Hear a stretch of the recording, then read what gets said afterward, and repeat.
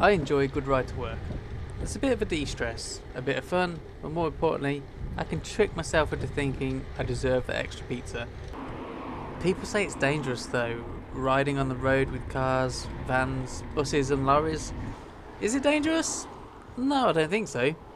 Did I get knocked off twice in 1 week? Yeah. Okay, so there's idiots everywhere you go and we all make mistakes. Some genuine, some not so.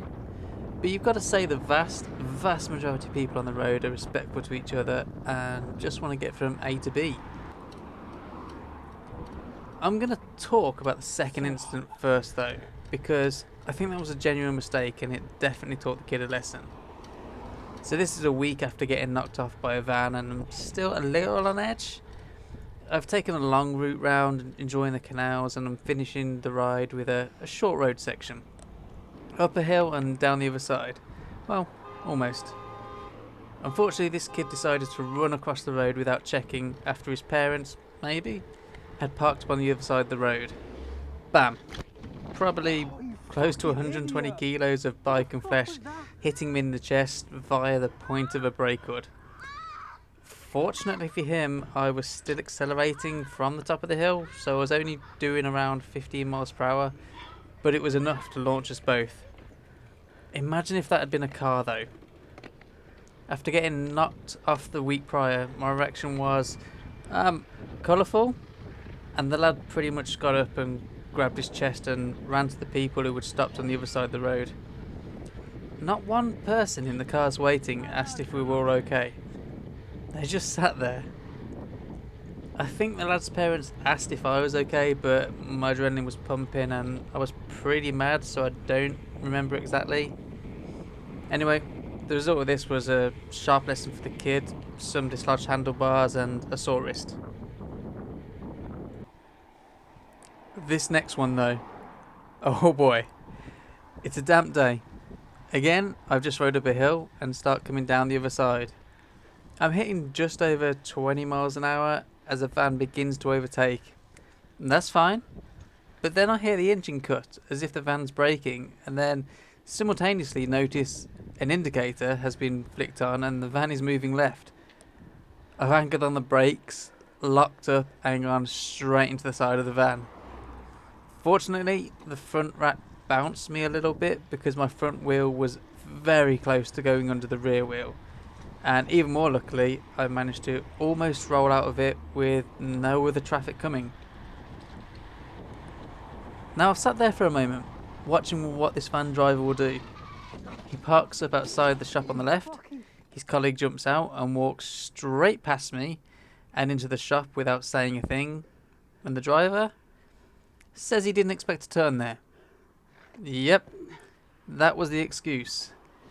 I didn't expect to turn there, right where you were, and go into the shop.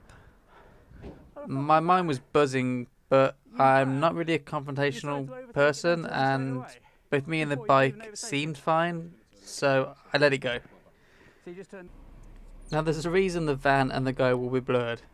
For one, I'm not holding a grudge against the guy, as stupid as the move was. And for two, well, it gets crazy here. I wasn't going to report this to the police.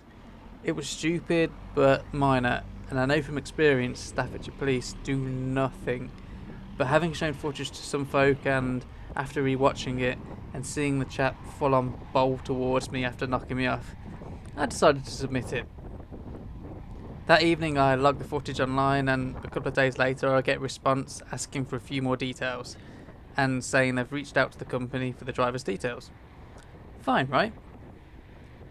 Well, they spoke to the company who said they were willing to sort it out and would be dealing with the employee for not reporting the incident. As for the police, their response was, and I quote, "There is an element of driving without due care on his part, but not something I am looking at prosecuting for, when the company can deal with their employee for this more effectively than sending him on a course." Yeah, so Staffordshire Police acted exactly as I thought. It's not worth our time, just let the company deal with it. As an FYI, I reported 2 other incidents, which I'll try and link, but to give you a summary, the first incident was the sun's / my fault, and the second was the road's fault, apparently. That's where the police left it. The company though, oh wow. This gets juicy, and this is why I'm going to try and blur stuff, just in case. So, a week has gone by since the company said they would sort it and wanted to speak to me, but I heard nothing. The police had finished their investigation, so I posted the clip on Instagram, basically saying, look, this is what happened, and I'm waiting for the result. I didn't mention the company, or tag them, but someone did. That apparently got their attention, or at least it got someone close to the company's attention, because at about 7:30 the next morning, my phone started ringing. I completely forget who it was on the other end, but I'm sure it was the boss of the company. He sounded weird, and started off by saying he'd tried to reach out to me, but couldn't get through on the phone. Weird. I'd not had any calls. He wanted to reach out and discuss the incident, but he'd just been made aware of a post on Instagram. Oh, here we go.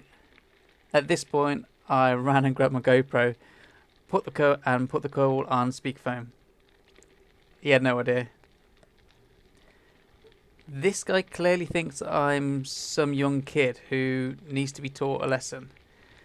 He constantly interrupted me, paid no attention to what I said, constantly made this loud sniffing noise down the phone, and generally seemed just pretty annoyed from the get-go, and got more wound up. Probing into my own driving history, trying to give life advice, etc. So okay, from what I can gather, this guy, whoever he is at the company, has no idea about Instagram, but they have a page for their charity work. Someone involved in that charity work seems to have seen someone tag the company in my video and got mad. Mad it might impact on their work. So they called the boss, who is now calling me.